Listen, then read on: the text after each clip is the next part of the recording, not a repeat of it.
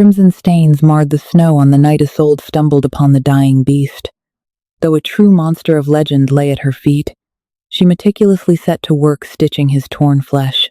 What she didn't know was the terrifying truth. The creature she was so desperately saving was the same demon who had hunted her for the past 7 years. According to the fragmented parish records kept in the archives of Valais, Switzerland, the winter of 1347 was known as the White Death. The snowdrifts buried cottages whole, and the woods were surrendered entirely to the predators.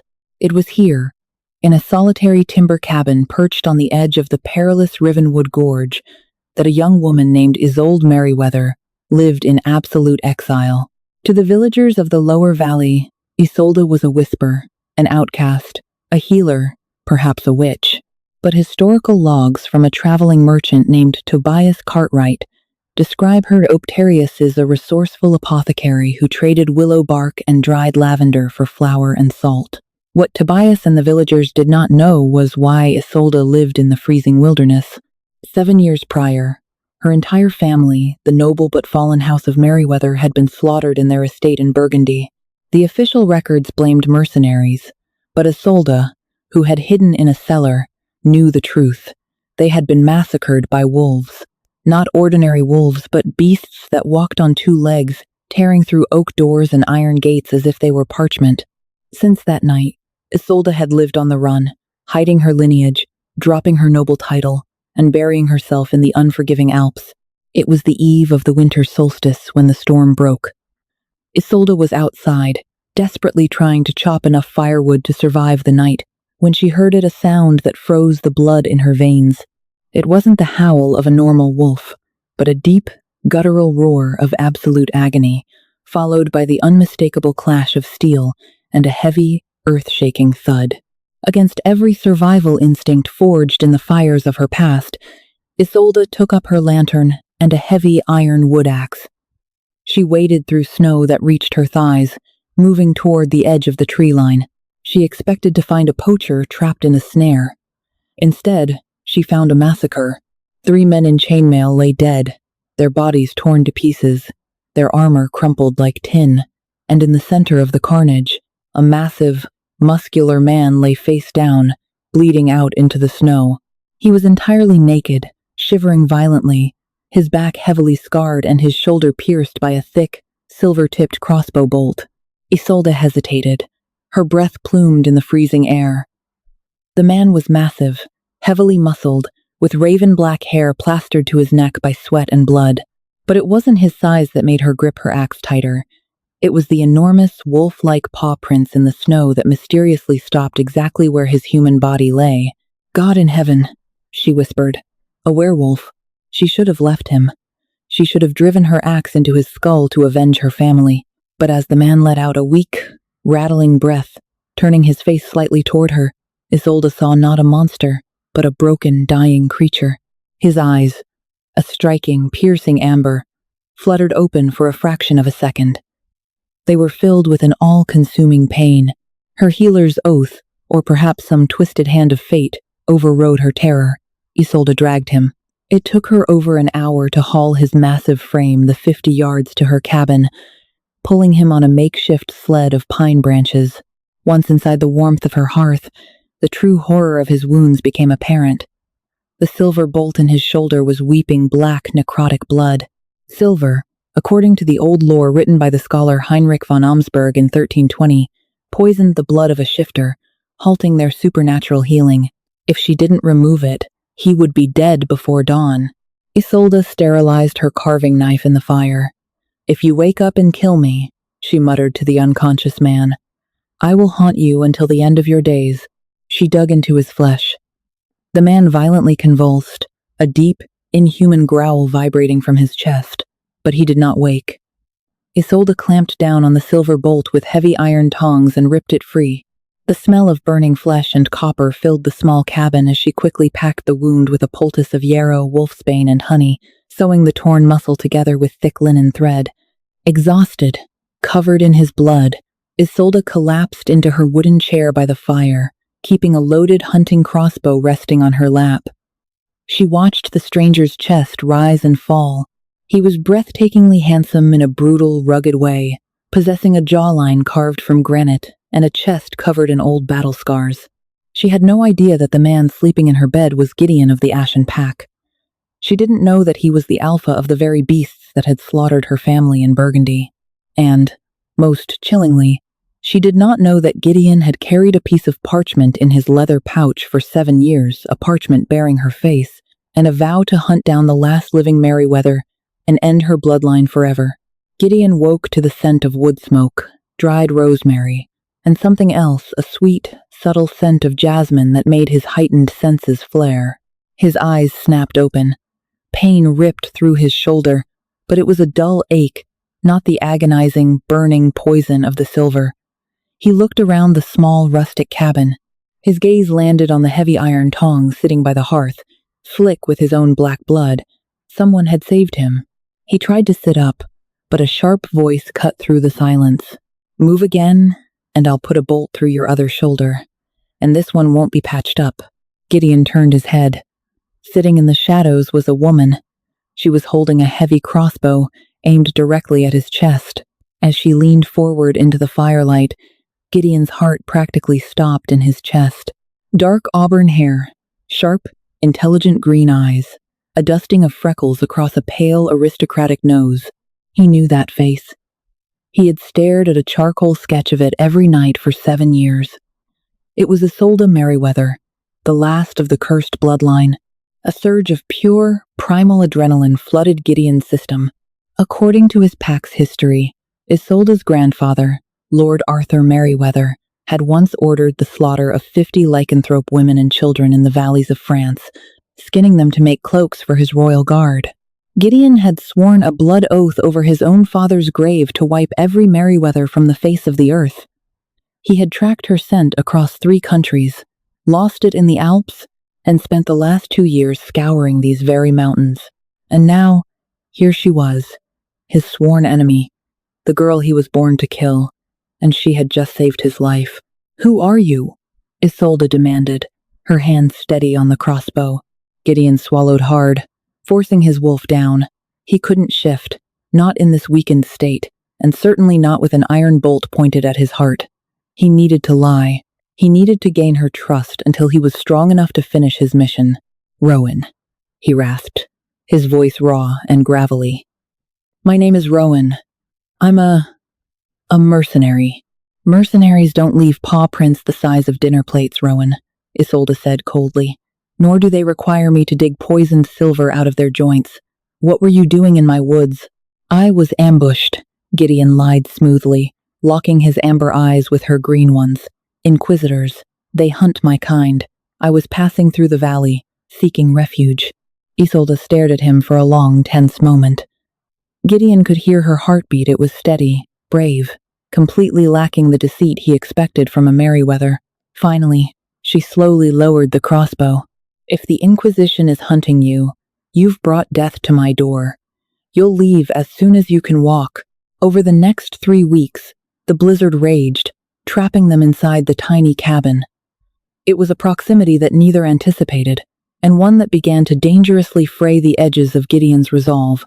He watched her meticulously. He waited for the cruelty, the arrogance, the evil that his elders had promised ran in the Meriwether blood. Instead, he watched her carefully ration her meager food supply, giving him the larger portions of dried meat so he could heal. He watched her gently mend the wings of a frozen sparrow she found by the window. He listened to her hum quiet, melancholic melodies as she spun wool by the firelight. One evening, as she was changing his bandages, her cold fingers brushed against the skin of his chest. A jolt of electricity shot through Gideon, so intense it made his breath hitch. Isolde paused, looking up at him. Their faces were inches apart. The firelight danced in her green eyes, and for the first time, Gideon saw a deep, profound loneliness in them, a mirror to his own. "You heal faster than any man," she whispered, her voice softening. "But you look at me as if you expect me to strike you." "I am not used to kindness," Gideon murmured, his gaze dropping to her lips, "especially not from humans." "I know what it is to be hunted, Rowan," she said quietly, tying the linen bandage off. I know what it is to have monsters take everything you love in the dark." The words hit Gideon like a physical blow. Monsters. She meant his pack. She meant him. A sickening wave of guilt washed over him. He had been the one to lead the raid on her family's estate. He hadn't killed the women and children, he had strictly forbidden it, but in the chaos of the bloodlust, his men had disobeyed. He had burned her home to the ground, believing he was enacting righteous justice. Now, looking at the broken, beautiful woman who had just hand-fed him broth to keep him alive, he realized the horrifying truth. The history of blood between their families wasn't a tale of justice. It was a cycle of senseless slaughter, and he was falling in love with his prey. By the end of the 4th week, Gideon was fully healed, but he didn't leave. The tension between them had grown thick, heavy, with unspoken desire. They spent nights talking by the fire, Gideon sharing tales of the northern lights, Isolde speaking of a childhood she had tried to forget. Every time she smiled at him, it felt like a knife twisting in his gut. If she knew who I was, he thought constantly, she would plunge that silver knife into my throat. The fragile illusion shattered on a Tuesday. Gideon was chopping wood in the snow, his bare chest steaming in the winter air, when his ears twitched. A mile down the mountain path, he heard the crunch of iron-shod boots, horses, the clanking of armor, and the distinct, sharp scent of burning pitch and holy water. The Inquisitors hadn't lost his trail. They had found the cabin. He dropped the axe and sprinted inside. Isolde was at the wooden table, grinding herbs. "We need to leave," Gideon barked, grabbing his heavy fur cloak. "Now, pack only what you can carry." Isolde frowned, standing up. "What? Why?" "The storm has barely passed. Men are coming. The ones who shot me. They are less than a mile away," Gideon said, his voice dropping into the rumbling, authoritative growl of an alpha. He grabbed her arm, perhaps a bit too tightly. Isolde ripped her arm away, her eyes flashing. "Let go of me. This is my home. I have run for 7 years. I will not run again because a stray wolf brought the wrath of the church to my door. They aren't just here for me," Gideon yelled, the desperation finally breaking his composure. Silence fell over the cabin. Isolde froze, staring at him. "What do you mean?" Gideon closed his eyes. The lie had run its course. The past had finally caught up to them both in the snow. He looked at the woman who had saved his life, the woman who held his heart, and he prepared to destroy her world. "They aren't just hunting a beast, Isolde," Gideon said softly, using her real name for the first time. "They are hunting the last Merryweather." Isolde took a trembling step back, her face draining of color. How do you know that name?" "I never told you my surname." Before Gideon could confess his sins, the heavy wooden door of the cabin exploded inward, ripped off its hinges by a massive iron battering ram. Snow and splintered wood blasted into the room, followed by 6 heavily armored men wearing the silver crosses of the Vatican's shadow guard. At the front of the pack was Commander Balthazar, a towering brute of a man with a scarred face and a silver-plated broadsword. He stepped over the threshold, kicking the broken door aside. His cruel eyes darted from Gideon to Isolde. Well, Balthazar sneered, a wicked grin spreading across his face. "According to the bounties, I expected to find a monster and a witch, but I certainly didn't expect to find the alpha of the Ashen Pack playing house with the very girl he swore to murder." Isolde's breath stopped. She turned to Gideon, her eyes wide with a horror that was worse than death. "Alpha?" she whispered, her voice breaking. She looked at the tribal tattoos on his chest that she had traced with her fingers just nights ago. You were at Burgundy. You're the one who killed my mother." Gideon's amber eyes flared with a desperate, heartbreaking sorrow. He stepped between Isolde and the Inquisitors, his fingernails elongating into jagged black claws, his bones beginning to crack and shift under his skin. "I was," Gideon snarled, his voice distorting into a demonic, booming roar that shook the very foundations of the cabin. "And now, I am the one who is going to save her." The transformation was a horrific symphony of snapping bones and tearing flesh. Before Isolde's horrified eyes, the man who had whispered to her by the firelight vanished, swallowed by a towering 8-foot nightmare of muscle, matted black fur, and razor-sharp claws. Gideon's jaw elongated into a terrifying snout, and his guttural roar blew out the lanterns, plunging the cabin into a chaotic twilight illuminated only by the hearth. Commander Balthazar did not flinch. "Bring the beast down," he bellowed, "and take the girl alive. The Vatican wants her burned at the stake for harboring the devil." 2 heavily armored inquisitors, Gregory of Nantes and a brute named Thomas, lunged forward with silver-tipped halberds. Gideon intercepted them with terrifying speed. He caught the wooden shaft of Thomas's halberd, snapping it like a dry twig, and backhanded the man with enough force to shatter his breastplate. Thomas flew across the room, crashing through the wooden dining table and lying still. But the confined space of the cabin worked against the Alpha. Gregory thrust his weapon, the silver blade slicing deep into Gideon's thigh.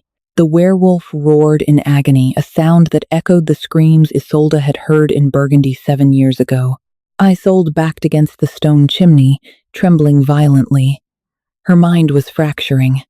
He killed my mother. He burned my home. The urge to let the Inquisitors slaughter him was overwhelming.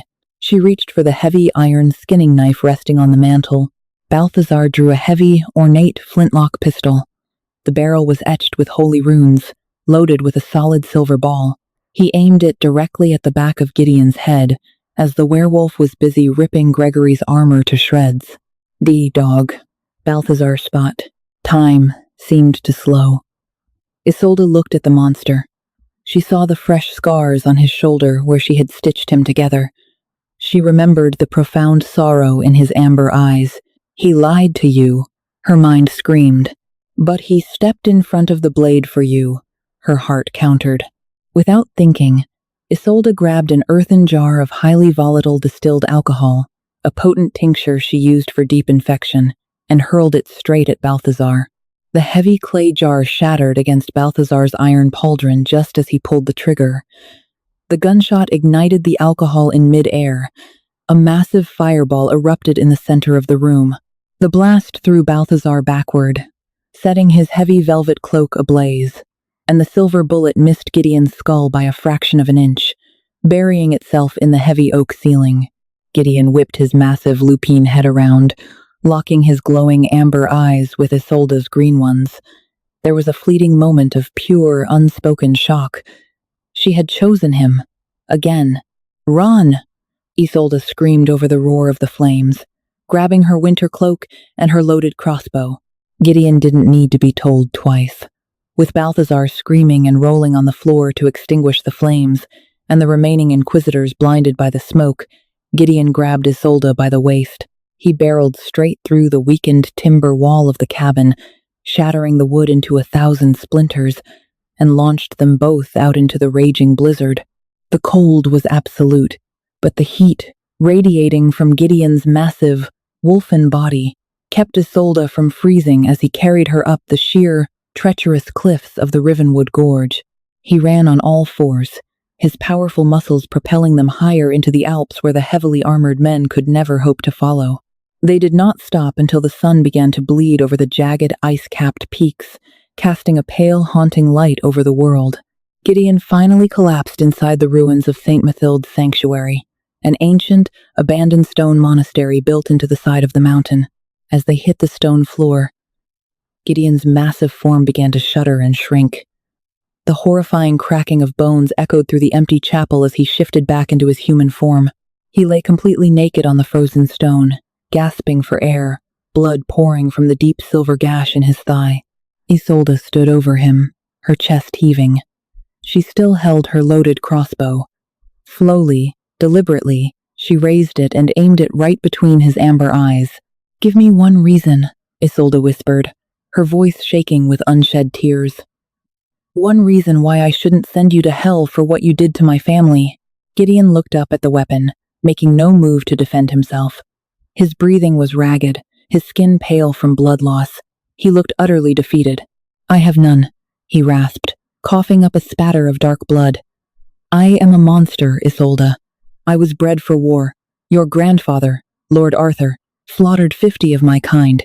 Women, pups. He skinned them to line the coats of his royal guard. My father died with a skinned lichen pup in his arms. I swore a blood oath to wipe the Merryweather name from the annals of history.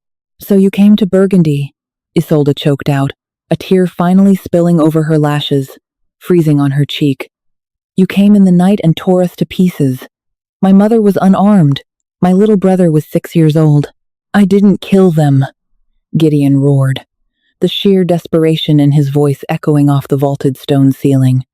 He forced himself up onto his knees, ignoring the crossbow pointed at his face. I breached the gates. I killed your guards.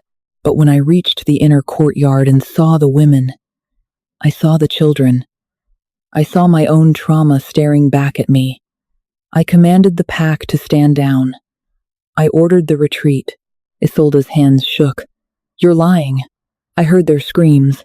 I found their bodies. Because someone else was waiting in the shadows, Gideon said, his voice breaking.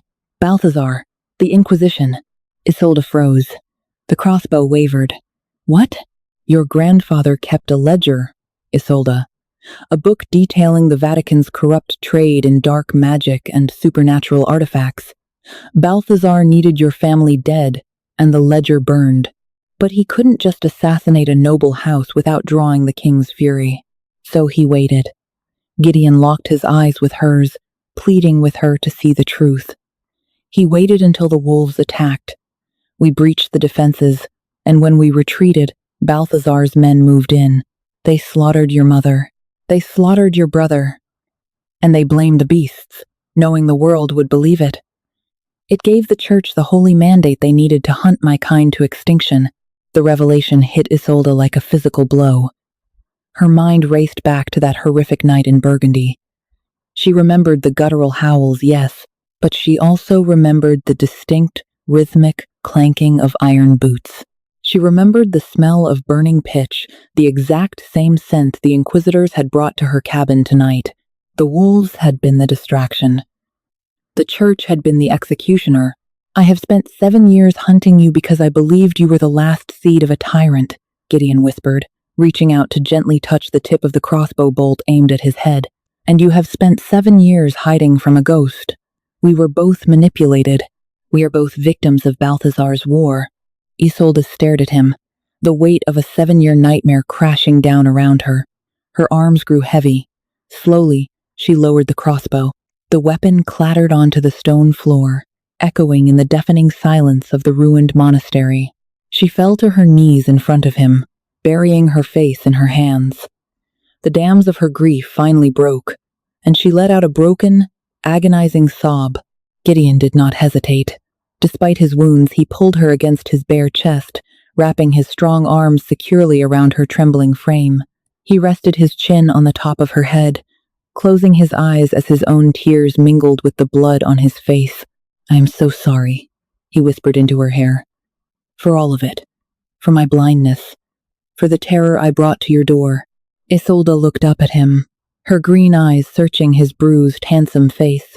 The alpha of the Ashen Pack, the boogeyman of her nightmares, was holding her as if she were the most precious thing in the world. She reached up, her cold, blood-stained fingers gently tracing his jawline. Balthazar knows I am alive, she whispered. He won't stop hunting me. He won't stop hunting us. Let him come, Gideon growled softly, leaning in until his lips were a breath away from hers. My pack is scattered, my body is broken, but I swear to you upon the winter moon, Isolde, no one will ever touch you again. I am your shield. I am your weapon. My life is yours. Isolde closed the distance, pressing her lips against his. The kiss was desperate, tasting of salt, iron, and an undeniable, burning passion. It was a forging of two broken souls, a defiant spark of life in a world of ice and death. When they finally broke apart, the sun had fully risen, bathing the ruined monastery in a brilliant golden light. Isolde stood up, pulling Gideon to his feet. She looked out over the sprawling, snow-covered valleys of Valais, a fierce, predatory fire lighting up her aristocratic features. She was no longer the frightened girl hiding in the cellar, and she was no longer the lonely apothecary hiding in the woods. We don't wait for Balthazar to come to us, Isolde said, turning back to the Alpha. her voice cold and absolute. She picked up her crossbow, loading a fresh bolt. "We go to Rome, and we burn his holy empire to the ground." Gideon smiled a sharp, wolfish grin that promised unparalleled violence. The winter of 1347 would not be remembered just for the White Death. It would be remembered as the year the last Meriwether and the Alpha of the Ashen Pack marched out of the snow, side by side, to paint the world in blood. Did Isolde and Gideon survive their brutal war against the Inquisition? The history books remain silent, but legend says their bloodline still protects the Alps today. If you were hooked by this dark medieval werewolf romance, hit that like button and share it with someone who loves a good enemies to lovers twist. Don't forget to subscribe to the channel and ring the bell so you never miss another epic, pulse-pounding original story. What should our next creature feature be? Let me know in the comments below.